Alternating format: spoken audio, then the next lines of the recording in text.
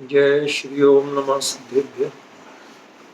S सुरासुर मणु सिंध वंदिदं दोदगादिकं मलं प्रणमामि वर्धमानं तीर्थं धम्मस्कातारं से पुण्यतीर्थयरि ससौ सिद्धे विशुद्ध भावे समणेयणान दंसण चरित तव वीरियायारे ते सौवे समगम पतेगमेव पतेगम वंदामि अवट्टन्ते अर्हन्ते मानुषे खेते किच्चारिहन्ताळं सिद्धाळं तैणमो गणहराणम् अज्जावैवगाळं साहूलं चैव सौवेसिं तेसिं विशुद्धदंसं प्राणपहाणासमं समासेज्य उपसंपयामि सम्मं जतूणीवाण संपत्ति। प्रवचन सार परमागम गे तत्व प्रज्ञापन अधिकार गाथा 196 पृष्ठ 377। जो खविद मोह कलुषो विषय विरक्तो मनोड़िरुम्भिता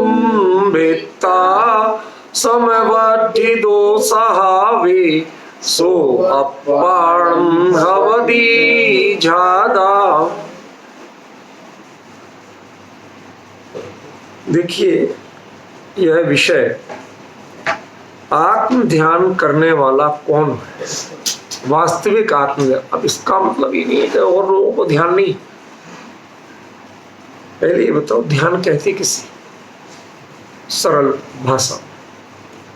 मैंने आपको बताया हुआ है कि जानना सो ज्ञान और उपयोग का किसी एक विषय में एकाग्र हो जाना वो ध्यान।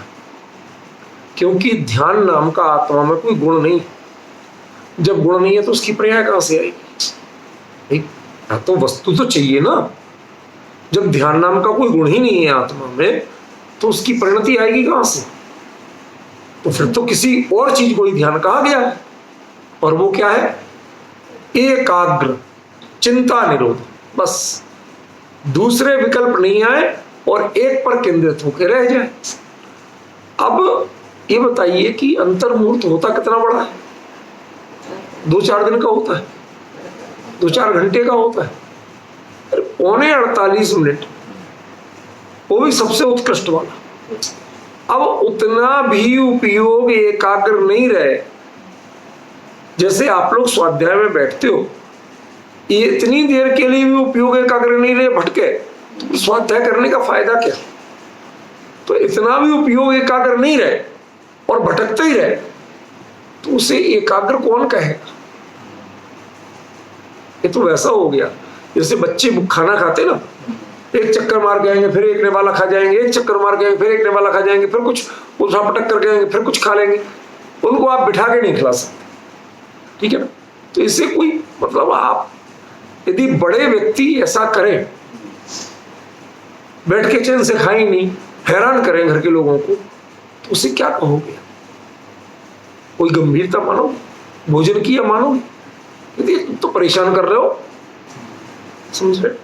ऐसे ही जब उपयोग ही एकाग्र नहीं हो रहा अंतर्मुहूर्त तक भी, क्षण क्षण में ये नए नए विषय चाहिए, तो उसको आत्मा का ध्यान करने वाला नहीं कहते। कब कहें? कम से कम अंतर्मुहूर्त तो टिको। मेरा एक कॉन्सेप्ट नया दे रहा हूं कि कम से कम अंतर्मुहूर्त तो टिको, जिससे जो स्वयं क्षणभंगुर है उसे हम ध्यान कैसे कहें? प्रश्न समझ में आया कि नहीं है? जो खुद ही नहीं टिक पा रहा है उसे हम ध्यान कैसे कहें? कम से कम अंतर्मुहूर्त तो टिके तो हम माने कि ध्यान हुआ। पॉइंट समझ में आ रहा नहीं है? अरे लोग सामायिक करते हो, उसका भी एक समय है कि इतनी देर कम से कम करो, है? प्रतिक्रमण की भी एक मर्यादा, हर कार्य की कुछ तो मर्यादा होती है कि नहीं होती है? तो ध्यान की भी कुछ तो, कहीं तो ध्यान माने एकाग्र होना, तो एकाग्र दिखो तो सही। तुमने ऐसे जाना और दौड़ गए, ऐसे जाना और दौड़ गए, उसे ध्यान कहेगा कौन? भाई ठीक है, समय की दृष्टि से वो ध्यान है कि एक समय जाना सो ज्ञान और एक समय से ज्यादा जाना सो ध्यान, इस परिभाषा में बात दूसरी, ठीक है ना। लेकिन जो जाना उसमें वास्तविक ध्यानपना कब आप लोगों को लगेगा, कब के ध्यान है? टिके माने क्या? आप एक समय को पकड़ पाते हो? नहीं पकड़ पाते। जब जाने ही नहीं सकते जिसको आप एक समय को, तो फिर जो आपका क्षणभंगुर है उसको ध्यान को कैसे जानो? पॉइंट समझ में आ रही है भाई? वो टेक्निकली है, हम इससे मना नहीं कर रहे, होता है, इससे भी मना नहीं कर रहे, लेकिन प्रश्न कहां से उठ रहा है कि ऐसी वास्तविकता कैसे लाया, कैसे पहचाना? आपको पहचानने की क्षमता व्यक्त हुई क्या? क्या भाई एक समय से दो समय या चार समय टिक गया, तो चार समय भी क्या आप अलग से जान सकते हो कि ये एक समय, ये दो समय, ये तीन समय, ये चार समय जान सकते हो क्या? जब जान ही नहीं पाओगे तो उसको ज्ञान मानोगे कि ध्यान मानोगे? हाई कैन यू आइडेंटिफाई, उसको पहचानोगे कैसे? समझ रहे ना? उसको पहचानोगे कैसे आप? मुद्दा तो ये है ना।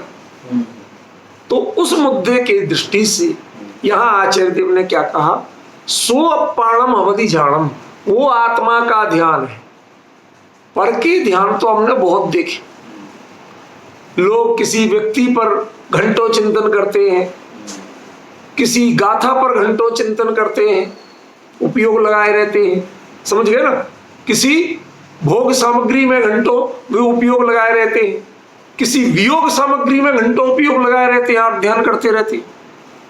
यूं तो ध्यान वो भी, लेकिन जिससे अपने को आनंद ही नहीं मिला उसका नाम जैन दर्शन में ध्यान नहीं है। क्यों? क्योंकि ध्यान मोक्ष का साधन है, संसार का साधन नहीं है। तो आर्थ ध्यान और रौद्र ध्यान ये ध्यान नहीं है, खाली परिभाषा का एक अंश घटित होता है कि एकाग्रता है या उपयोग एक विषय में केंद्रित है, इसके अलावा कुछ उसमें नहीं। असली ध्यान का पक्ष है चिंता निरोधो। एकाग्रता उतना महत्वपूर्ण पक्ष नहीं है जितना चिंता निरोध हो। समझ? अन्य विषय में उपयोग ना जाना, विकल्पात्मक स्थिति ना बनना, तनाव का कारण ना बनना। समझ गया? आपकी जेब कट जाए, 3 दिन तक साहब इतने पैसे चले गए, मेरे तनख्वाह लेके आ रहा था, पूरे चले गए, अब घर का खर्चा कैसे ये आप 10 दिन रोते रहो। समझ गया? उसको ध्यान थोड़ी कह देंगे। कम से कम ये मोक्ष का साधन ध्यान तो नहीं। और जैन दर्शन में ध्यान को मोक्ष का ही साधन माना गया। ठीक है, इसका मतलब ध्यान क्या है कि आत्म ध्यान ही ध्यान है, आत्मज्ञान ही ज्ञान है, तो पढ़ा है। अब क्या पढ़ना? आत्म ध्यान ही ध्यान है। ठीक है ना? और कोई ध्यान है ही नहीं। इसलिए स्वपरम भवति जाम, अपने अंदर में जब आप उपयोग को देखोगे, एक मोटा आज फॉर्मूला समझा रहा हूं, मोटे तौर पे समझना। जैसे किसी ने 1 या 2 समय के लिए आत्मानुभूति की, ठीक है ना, चलो भाई चौथा गुण स्थान मान लेते, वो अनुभूति का काल अंतराल घट जाए और स्थिरता बढ़ने लगे। अब वो 4 समय अनुभूति करे और जो 6 महीने में होती थी वो 15 दिन में होने लगी, तो आपने 5वां गुण स्थान। आपको असल में, हमारे यहाँ लोगों को ये पता ही नहीं है कि असल में गुण स्थान बदलते कैसे। वो कहते हैं हमने साहब वृद्धेश आंशिक व्रत अंगीकार किए तो गुण स्थान। तुम मूर्ख हो क्या? ये इससे छोड़ा किसने? देह ने छोड़ा, विकल्पों ने छोड़ा। तो विकल्पों को मोक्ष होगा कि देह को मोक्ष होगा? मोक्ष तो आत्मा को होना है, तो मोक्ष की साधना आत्मा में होगी कि देह में होगी? अरे वो छूटते हैं, ये सही है, उसका निषेध नहीं कर रहे, लेकिन इसका नाम देश व्रत नहीं, पंचम गुण स्थान नहीं। पंचम गुण स्थान का असली कारण क्या है? ऐसे परिणाम आपके बदले क्यों? जैसे मैं एक सरल दृष्टांत देता हूं कि एक व्यक्ति पहले एक छोटे से फ्लैट में रहता था, क्यों? बेचारे की आमदनी उतरी थी। अब थोड़े प्रमोशन हो गए, आमदनी बढ़ गई, तो उसने थोड़ा सा बड़ा बड़ा फ्लैट ले लिया, ठीक है ना। फिर धीरे धीरे करते करते ज्यों ज्यों बढ़ते गए त्यों तो वो फ्लैट की साइज जो बढ़ रही है, खर्च की साइज जो बढ़ रही है, वो काय से बढ़ रही है? सनक से बढ़ रही है कि उसमें कारण आमदनी है। समझ रहे? तो ऐसे ही व्रत के भाव जो बढ़ रहे हैं, उसमें कारण उन पदार्थों से दुश्मनी है कि अंतरंग में एकाग्रता है। पॉइंट समझ रहे? तो होता क्या है कि जैसे समझ लीजिए अविरति को कल्पना के तौर पे कह रहा हूं, हमारे पास कोई ऐसा लिखा नहीं है, एक पक्ष तो लिखा है कि उसको अधिकतम 6 महीने में आत्मानुभूति होती ही होती है, 6 महीने से अधिक वो अटक जाए तो फिर अनंतानुबंधी का उदय आ जाएगा, अनंतानुबंधी का उदय आते ही समय तो नष्ट हो जाए। समझ गए? तो उसे मैक्सिमम पीरियड 6 महीने, ये तो गैप का पीरियड है, ये ध्यान का पीरियड नहीं। ध्यान का क्या कि 2 समय 3 समय ज्यादा से, ठीक है ना, उतना ध्यान की, उतनी आत्मानुभूति। अब वो घट के आप 6 महीने का रह गया 15 दिन, गैप तो घट गया, लेकिन अनुभूति पोटेंशियल बढ़ गया, क्वालिटी बढ़ गई, स्थिरता बढ़ गई। समझ गए? ये दोनों काम एक साथ होंगे, ठीक है ना। तो 5वां गुण स्थान, अब 6वें 7वें गुण स्थान, तो इसका मतलब कि अब हर अंतर मुहूर्त में अनुभव चाहिए और स्थिरता का काल कम से कम 6 से 8 समय चाहिए। समझ रहे ना? ये दोनों, एक चीज घटेगी एक चीज बढ़ेगी। समझ रहे? अभी आपको यदि हम 8 समय भी कह दें तो क्या 8 समय को जानने की सामर्थ्य आपकी है? पॉइंट समझ में? देखो, कोई चीज को जब आप तरीके से समझाओगे तब तो समझ में आएगी। अब आप खाली लफाजी भाषणबाजी बोलते हो, मेरी वो शैली नहीं, मेरी है चर्चा की शैली। मुझे कोई उपदेश नहीं देना, ठीक है ना, प्रवचनकार नहीं हूं मैं, तो उस विषय को स्वयं समझना चाहता हूं और समझाना चाहता हूं, अपने आपस में चर्चा कर, हम सब साधर्मी चर्चा करने बैठे। जब तक ये भावना नहीं होगी तो वो श्रोता रह जाते हैं, वो सुनते हैं, समझते नहीं। वो कर्णेंद्रिय के विषय का पोषण करते हैं, हाँ साहब अच्छा लगा, किसी को देसी गाने अच्छे लगते, किसी को विदेशी अच्छे लगते, किसी को तेज म्यूजिक अच्छा लगता, किसी को सॉफ्ट म्यूजिक अच्छा लगता। ये कषाय की पूर्ति है दोनों, इससे आपकी क्वालिटी नहीं बदल गई। समझ गए ना? कोई विषय कषाय के सुनते हैं, आप धर्म का सुनते हो, ये सब कर्णेंद्रिय का विषय है, इसका नाम धर्म नहीं है। यदि आपको वास्तव में अपनी दिशा में बढ़ना है तो आपको व्याख्यान की जगह चर्चा में भाग लीजिए, उसमें जुड़िए, समझने की कोशिश कीजिए। तो मैं आपको वही बताने की कोशिश कर रहा हूं, क्या क्रम अंतर पड़ रहा है। ये ज्यों ज्यों अंतराल घट रहा है, गैप घट रहा है और यहां पर स्थिरता बढ़ रही है आपकी, ये जो अंतर आ रहा है, इस अंतर की बात कर रहा हूं।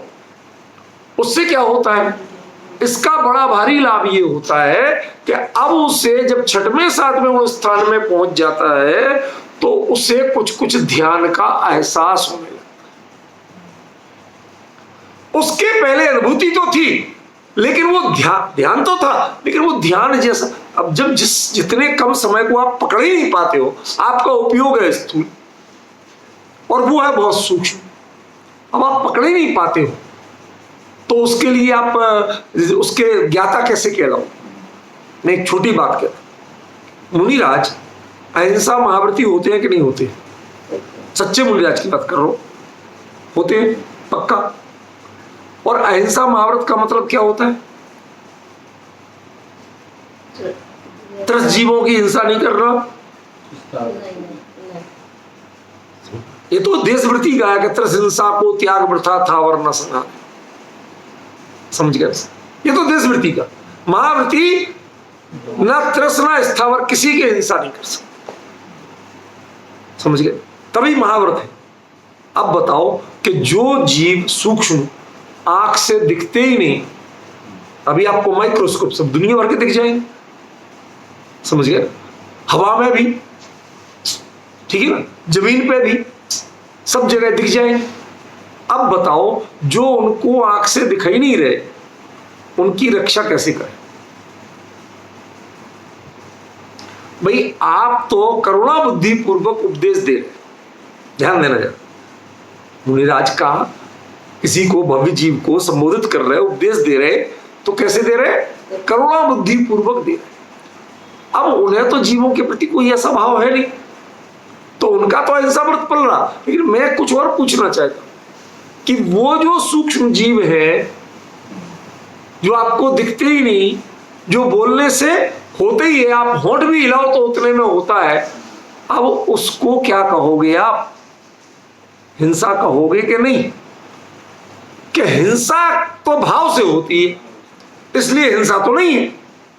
लेकिन यदि टेक्निकली देखो, आप वस्तु स्थिति से देखो, वो तो हो रही है।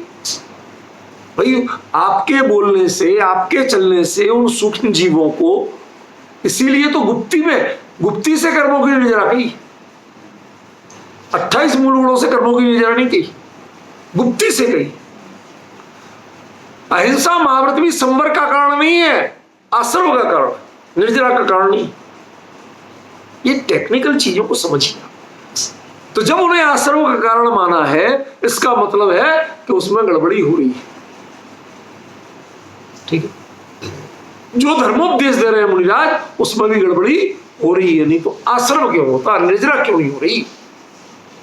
इसके कारण से डिफरेंस ख्याल में है ना, ये बड़ा भारी अंतर। अब मैं पूछना चाहता हूं कि जैसे वो हिंसा, वो जीव आपको पकड़ में नहीं आ रहे, तो हिंसा हो रही कि नहीं हो रही?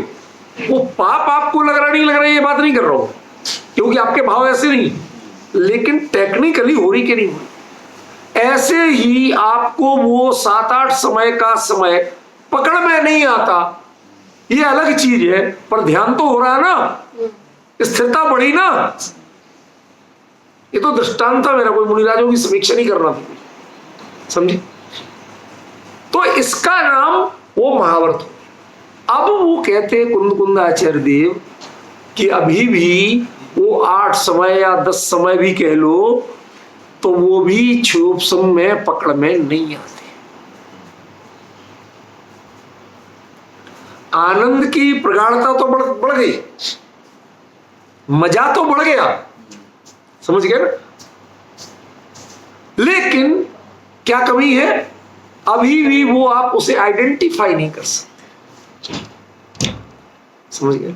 और जब आइडेंटिफाई ही नहीं कर सकते, तो कब पता चलेगा आपको? भाई साहब इतने में भी पता नहीं चलता तो कब चलेगा? उन्होंने सरल तरीका बताया कि भाई हमें तो अंतर्मूर्त से पहले पता ही नहीं चलता।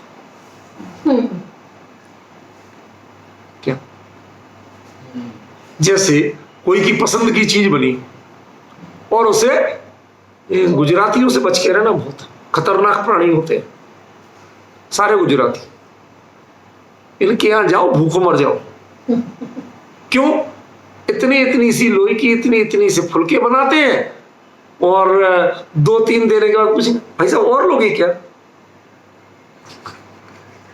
चावल भी बनाया है, चिंता नहीं करना आप। अरे हम लोग जिनकी नॉर्मल डाइट होती है, ये लोग तो इनके स्टाइल खाते हैं, लोग भी है, इनका सुबह से चालू होगा और शाम तक वो थोड़ा चलता रहता है, इनकी लाइफ स्टाइल लगे। अपन लोग दिन में 2 बार खाने वाले, समझिए, परेशान हो जाओ ऐसे तो आप। तो कहने का मतलब क्या, हमें कब लगता है खाना? गुजरातियों को भी पहुंचे, भाई साहब चखने दे रहे हैं कि खाने दे रहे? इतनी सी कटोरियां, उनमें चटनी की तरह सब्जियां रखी होंगी, हर चीज बनी होगी खूब। मतलब एक किसी निंदा नहीं कर रहा हूं, ये तो ऐसी बात बता रहा हूं कि ये दृष्टांत है इसके लिए कि यदि ऐसे मिले तो आप क्या, भाई साहब इनको क्या करूं मैं? ये चखने की थाली है कि भोजन की थाली है? भाई साहब भोजन की है। भाई साहब तब तो रहने दो, हम कहीं और खा लेंगे। क्यों? अरे हमें खाना है यार, हमारी डाइट रहती है, और तुम दे रहे हो चखने की चीजें। अंतर समझे ना? ऐसे ही अंतर्मूर्त से कम में जिन्हें ध्यान जैसी स्थिति पकड़ में ही नहीं आती कि कुछ हुआ, उनके लिए आप 5, 7, 10 समय पकड़ाओ तो लगेगा कहीं तृप्ति का। सो अपाणम अवधि जाणम, जब कुछ इतना टिक्के होता है ना, उसको आत्मा का ध्यान का, अनंत अवस्था को देख के हाँ ये आत्म ध्यान है। क्यों? 3 घड़ी तक भगवान की दिव्य ध्वनि खिल रही, 2 घड़ी 3 घड़ी जितनी भी खिलती है, मुझसे ज्यादा ये गणित तो करना नहीं होगा, मैं मेरा ज्यादा अपेक्षा नहीं रखना, मैं इसमें फोकस नहीं करता हूं, ठीक है ना। जो संशोधन करना हो कर लेना, हमें तो अपनी तत्व ज्ञान की बात करने दो। कितनी घड़ी खिलती है मेरा बहस का मुद्दा नहीं, मेरा क्या है, जितनी देर तक खिल रही उसमें भी उपयोग अपने स्वरूप से, इतनी देर टकटकी बांध के सब भगवान को देख। क्या ये श्रोता का तरीका नहीं है? हाँ साहब हम यूं बैठ गए, सुनाओ, हम सुन रहे हैं भाई, सब सुन ही रहे, सुन रहे। ये तरीका नहीं, समझ गए? ये सभा शास्त्र नहीं है। सभ्य किसको कहते हैं? जो सभा में बैठने का तरीका जानता है उसको सभ्य कहते हैं। सभ्य माने पढ़ा लिखा नहीं होता, सभ्य माने बेल ड्रेसअप नहीं होता। सभा में बैठने का तरीका, कोई वक्ता बोल रहा है उसके सामने कैसे उसको अटेंशन दे के सुनना, किस तरह से बात सुनना, किस तरह से रिस्पॉन्स करना, ये जिसको नहीं आता उसका नाम सभ्य नहीं, असभ्य कहा जाता है। मतलब ये मैं आपको शब्द की व्युत्पत्ति बता रहा हूं, ठीक है ना। तो ऐसे जो व्यक्ति है उसकी गहराई हमने नहीं समझी, और समझ के हमने किया क्या। आचार्य स्वयं कहते हैं हमने इतनी देर भगवान को टकटकी बांध के सुना और 1 सेकंड को भी उनका स्वरूप अपने उपयोग अपने स्वरूप से बाहर नहीं दिखा। लगातार ध्वनि खिल रही है। क्या आज हम लोग, आज अचानक एक बात कह दे रहा हूं, एकदम प्रकरण में तो नहीं है, लेकिन हाँ बात आई तो बता रहा हूं। पूजन करते समय जब वो अपन जिनवाणी का आगे चढ़ाते हैं ना, उस समय ये बात दिमाग में पौंधी थी, क्योंकि मेरी एक शैली है, चिंतन साथ में चलता है, मैं उदासीन होकर शब्दों से बोल के नहीं चढ़ा सकता चावल, वो मेरी शैली नहीं। तो जो शब्द आएगा उस पर कुछ ना कुछ चलेगा साथ के साथ। तो मुझे आया, हमने कहा कि जो ओम है ना, ओम ये ध्वनि है, नाद है कि शब्द है?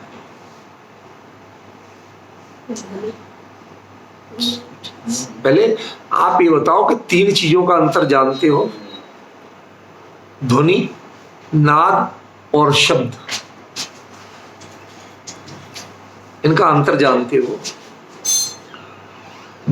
जब भी ये कंठ, तालु आदि के डिफरेंट फैक्टर के साथ निकलेगी तो वो शब्द होगा, वर्ण होगा। वर्णों से शब्द बनते हैं, वो ध्वनि और नाद नहीं हो सकता। समझ गए?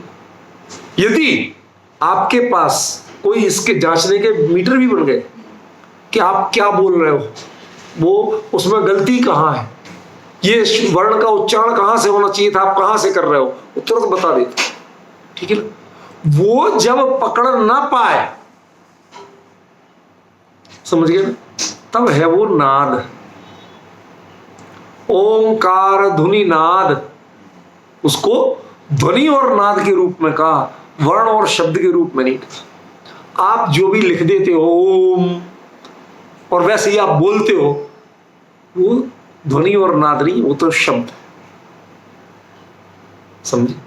और भगवान की जो होती है वो क्या है, ध्वनि या नाद रूप में होती है, वो वर्ण और शब्द रूप में नहीं। अंतर समझ रहे?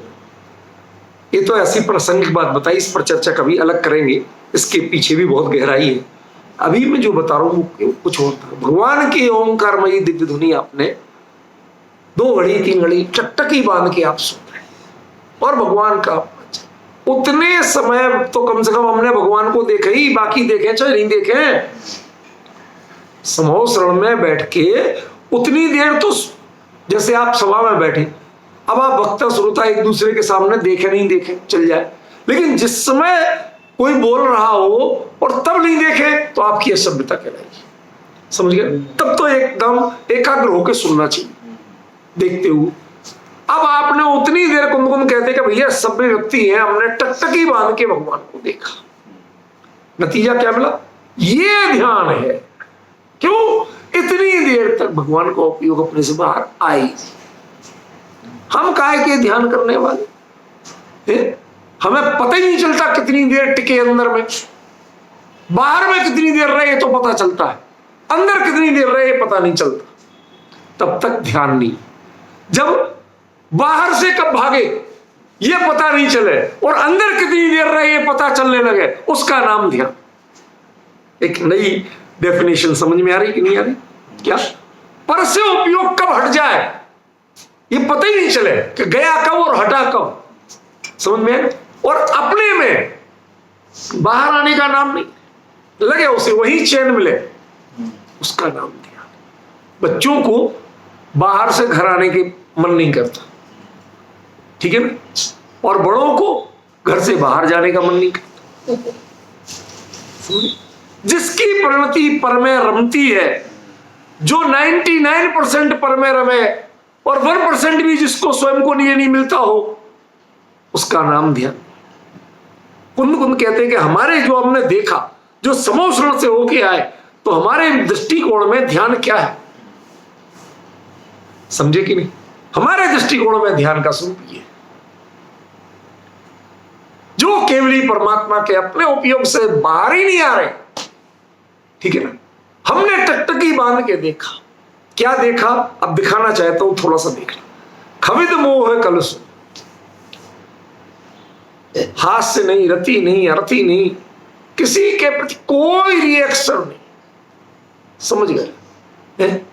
वो से ही आया, ऐसे कटीले बालों वाला, समझ गए? बदसूरत सा, नहा धो के भी नहीं आया, समझ गए? शेर आया, कुत्ता आया, बिल्ली आई, सांप आया, सब बैठ रहे। क्यों? वो अपने बैठ गए, उनकी हाथ ही नहीं है तो बेचारे जुड़े क्या? और इधर इंद्र आए तो ऐसे वो बाकायदा अर्घ लेके आए, कई लोग चावल लेके आए। किसने क्या किया क्या नहीं किया, एक रत्ती फर्क नहीं है, समझ रहे? आप टकटकी बांध के देख रहे हैं क्या हो रहा है, कौन क्या कर रहा है। राग द्वेष के सारे साधन मौजूद हैं, समझ गए? सारे साधन मौजूद हैं आपके सामने, लेकिन खविद मोह कलसो। अब आप जरा समोसरण में चलिए मेरे साथ इस गाथा को, तब समझ पाएंगे भावों से, द्रव्य से नहीं, के द्रव्य से तो कौन क्या जाएगा। आपको बिल्कुल एकाग्रता बनानी। आप टकटकी बांध के देख रहे हैं, कौन आ रहा, कौन जा रहा, क्या हो रहा है, ये भी देख रहे हो, साथ में भगवान पर होने वाला रिएक्शन भी देखो। क्या एक रत्ती भी फर्क जिनको पड़ रहा नहीं है, ख्याल में आपको कोई किसने प्रशंसा की, किसने बुराई की, हर चीज बाकायदा नोट होती है आपकी। क्यों? किसके यहां से कितना व्यवहार आया था, कितने का लिफाफा आया था, हर चीज नोट होती है। हमने राग द्वेष को नोट करना सीखा। हमारे जीवन की परिणति क्या है, क्या हुआ, परने कैसी परिणति की, उसके अनुसार हम अपनी परिणतियां तय करते हैं। इसका नाम है राग द्वेष। एक नई परिभाषा। परने क्या व्यवहार किया, क्या एक्शन किया, उसके अनुसार जब हम अपनी परिणति को तय करते हैं, इसका नाम है राग द्वेष मोह। ये ऑन दी होल इसको मोह कहा है। मोह को या कलुष का, कलुष माने ये चारित्र मोह की मुख्यता की बात, समझ गए? क्योंकि भगवान के दर्शन मोह का अभाव है, ये भगवान की ध्यान अवस्था में देखा नहीं जाता। वो तो बहुत पहले छूटने वाली चीज है। इस अवस्था में मात्र चारित्र मोह छूटता है, समझ गए? वही फोकस होता है, वो पहचान सकते हैं आप। इसका तो विकल्प ही नहीं करता कोई कि भगवान के दर्शन मोह का अभाव हुआ कि नहीं हुआ, कोई का विकल्प नहीं है। ये तो बहुत पहले की बात है। अब जो स्थिति देख रहे हैं हम, अनंतपना जो देख रहे हैं, केवलीपना, इसमें क्या देखना, कहीं राग तो नहीं, रंच मात्र कोई वृत्ति तो नहीं है, ख्याल में? तो क्या परिभाषा दी मैंने?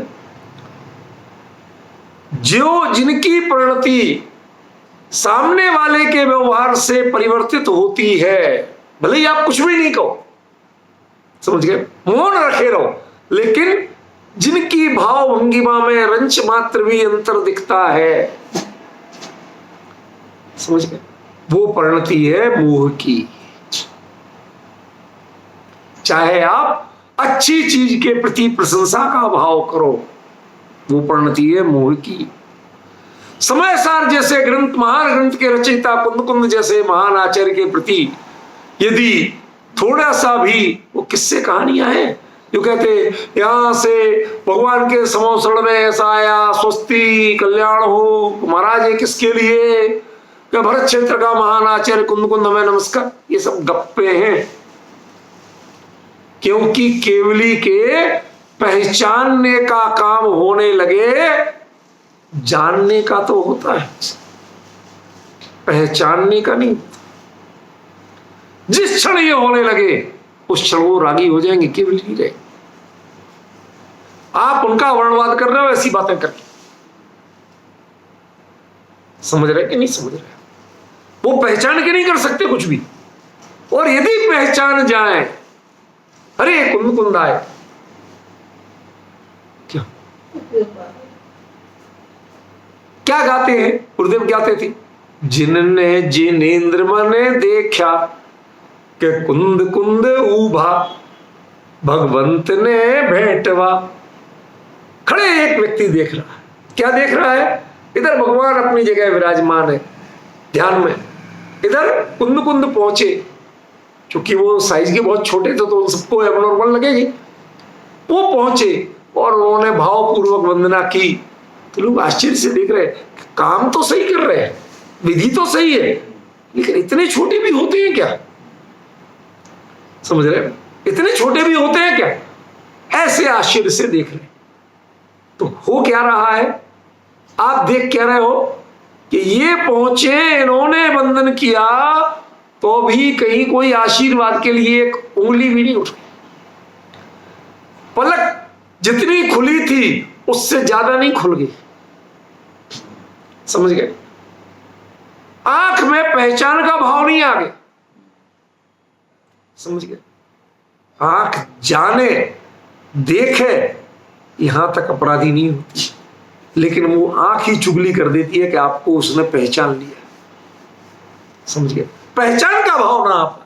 ऐसे जिनेंद्र देव को लगातार टकटकी बांध के गुरुदेव जब कुंद कुंद पहुंचे होंगे तो उन्होंने सबसे पहले तो भावपूर्वक वंदन करके पहली बार परखने की कोशिश की। परखने माने कोई परीक्षा करना नहीं, अपने अपने अंदर को परखा कि हम क्या जानते थे आज तक, भगवान को हम क्या जानते थे, शास्त्र से पढ़ा था, अब जीवंत देख रहे कितने कितने लोग आ रहे, क्या क्या भाव वाले, क्या क्या द्रव्य वाले लोग आ रहे, किन किन मुद्राओं वाले आ रहे, समझ गए?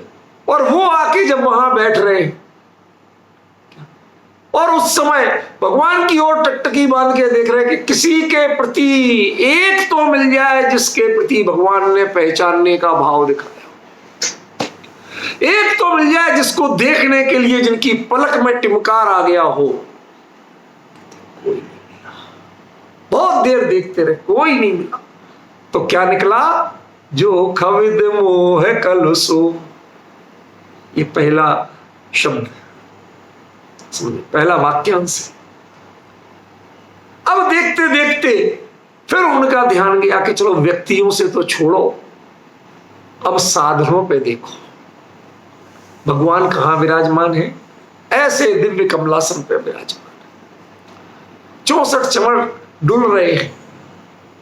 आचार्य ने लिखा है, शायद कुमुद चंद्राचार्य किसी ने, कि जब वो चमड़ ढुलते हैं इतने निर्मल, इतने सफेद होते हैं कि ऐसा लगता है कि 10 दिशाएं उनसे निर्मल हो रही है, समझ रहे हो?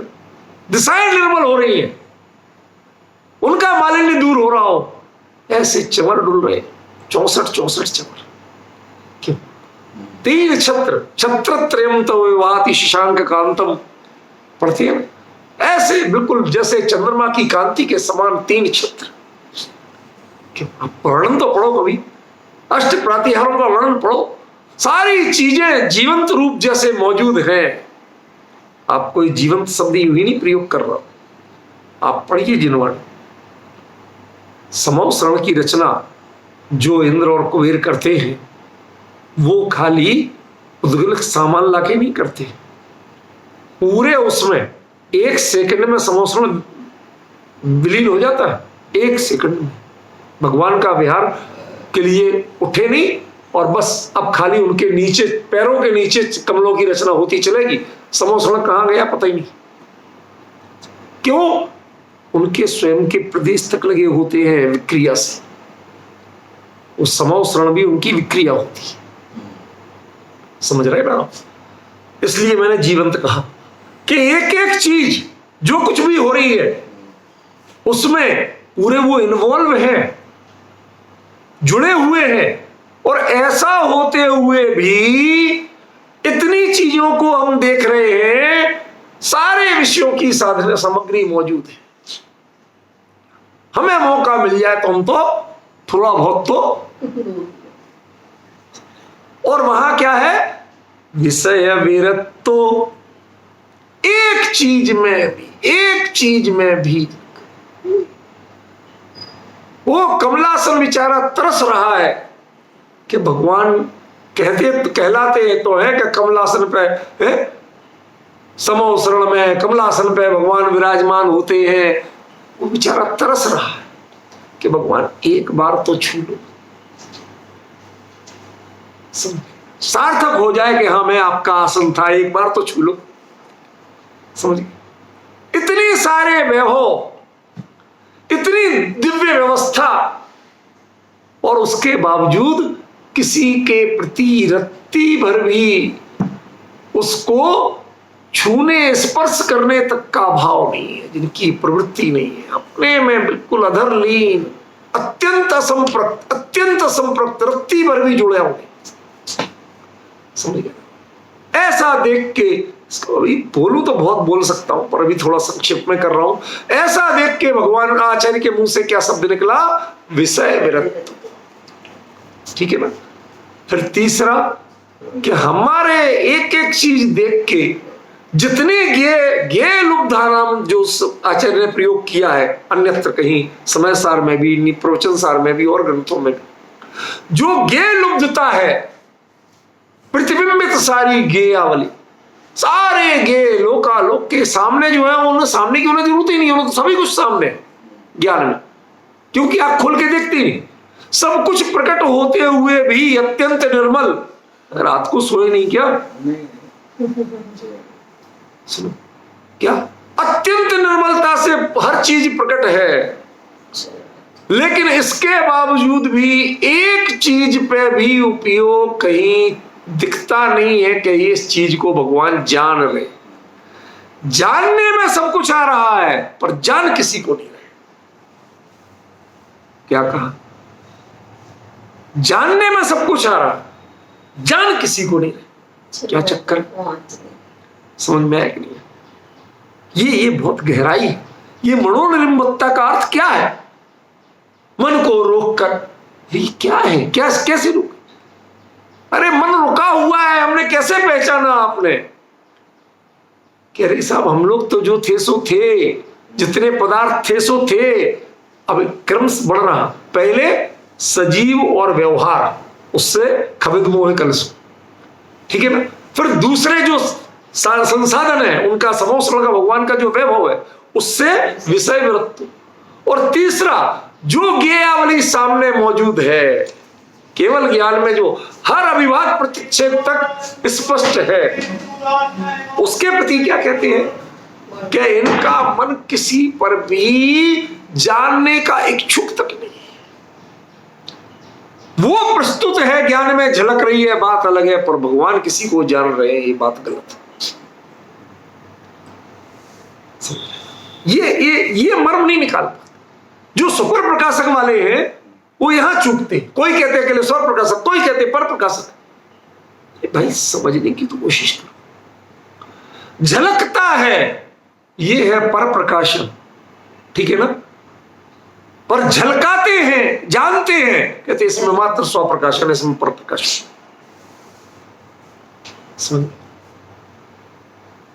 ये अंतर कौन पहचान पाएगा? ये अंतर कौन पहचान पाएगा कि सब कुछ आपको आके प्रस्तुत है, लेकिन जिन्होंने किसी चीज को देखने और जानने का प्रयास नहीं। इतनी विरक्ति, इतनी अत्यंत विरक्ति, जो ज्ञेयावली प्रस्तुत है सामने, वो आपकी चिन्मयता पर आंच नहीं ला पाती। ये कितना गजब का प्रयोग है, मनोनिरुम्मता। हमने अकेला इसका अर्थ क्या कर दिया? मन को रोक कर, मन को रोक कर। मन को रोक कर क्या आया? तो मन को मारो, कबीर कहता है मन को मारिए। क्या है ये? असल में जिनके पास आत्म तत्व की, अंतस तत्व की उपलब्धि नहीं है, वो विजन नहीं है, वो सिर्फ बाहरी ऑपरेशन करते हैं, समझ गए ना? वो बाहरी चीजों में सारा फोकस करते। तुम ये रोको, तुम स्पर्श इंद्रिय रोको, तुम रसना इंद्रिय रोको, तुम घ्राण इंद्रिय के विषय रोको। अरे ये रोक के तुम करोगे क्या? उपयोग तो यही रहेगा। अरे चमड़े की जुबानी खाती कब थी लड्डू, और तेरा उपयोग लड्डू में रखा रहा, तो तेरे लड्डू का उपवास हुआ कहां से, त्याग हुआ कहां से? तो बता मुझे। समझ में? ये शरीर सेवन करे, इससे तुझे क्या? तुझे पाप लगता है या पुण्य लगता है, तेरे भावों का लगता है, शरीर का नहीं लगता। साहब ये बढ़िया बात बता दी, अब हम खाएंगे भी आराम से। कहते भैया पहले खुद ही सोचना कि धोखा किसको दे रहे? हमें तो दे रहे, हमारे शब्द को पकड़ के तो आप बहस कर रहे, कोई बात नहीं, पहले अपने से पूछना कि धोखा किसको दे रहे। जैसे डायबिटीज का पेशेंट कोई नहीं देख रहा, ऐसी स्थिति में मुट्ठी भर चीनी खा जाए, किसी ने नहीं देखी। कहते भाई मरेगा कौन? इसकी पीड़ा कौन भोगेगा? तू।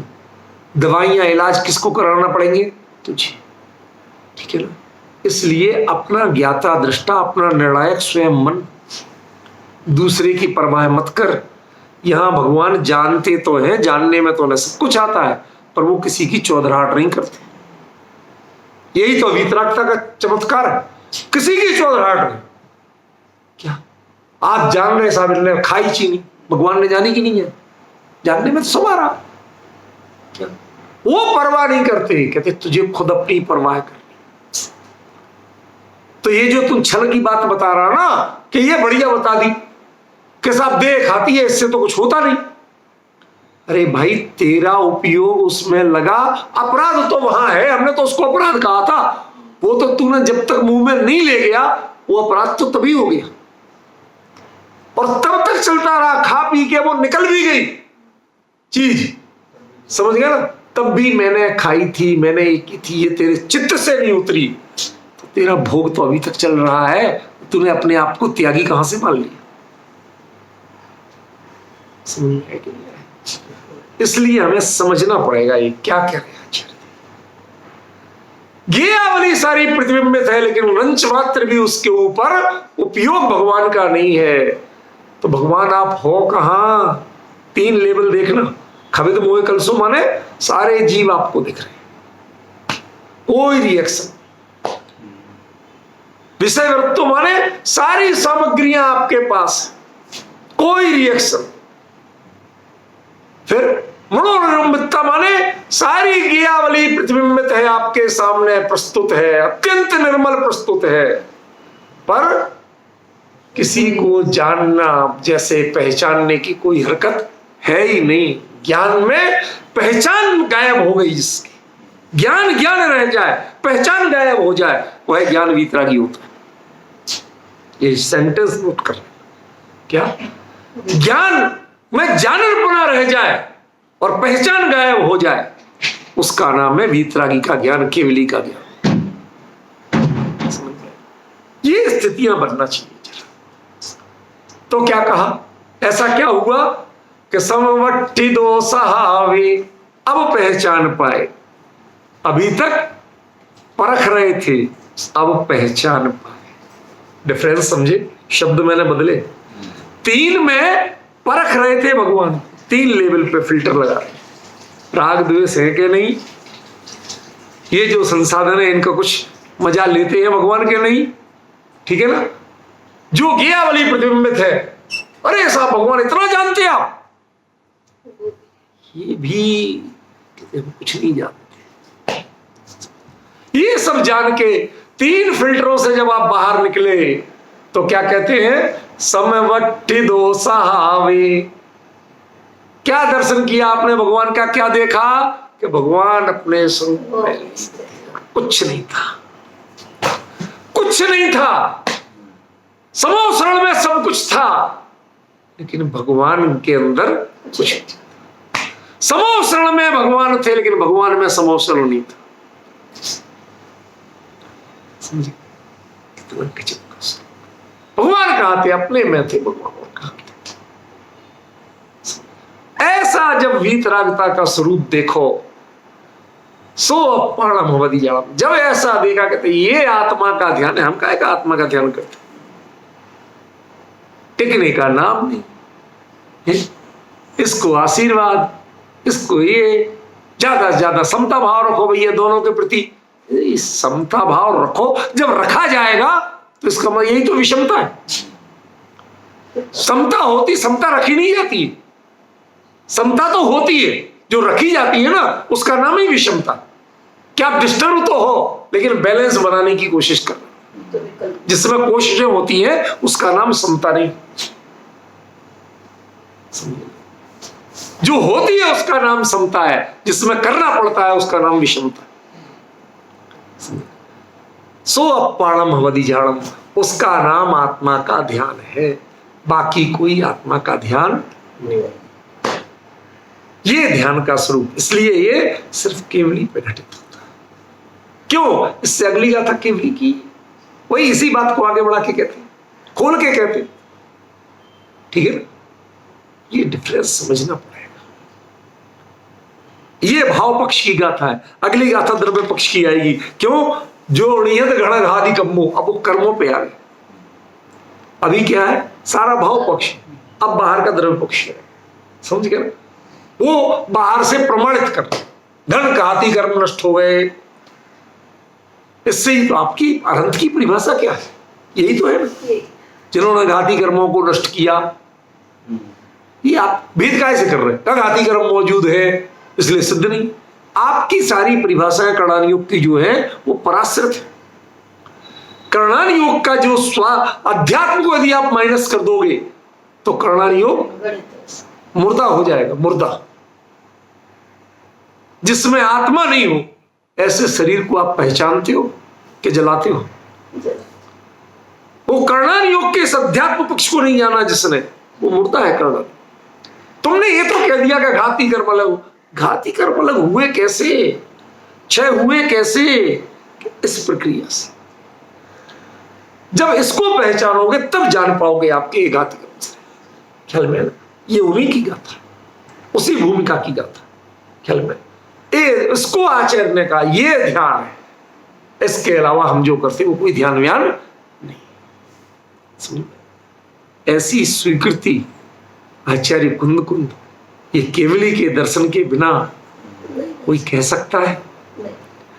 जो साक्षात उनका पूरा तन्मयता से, जिन्होंने उनको नहीं देखा हो, एक एक घटनाक्रम को 7 दिन तक मानो आंखों से पिया था।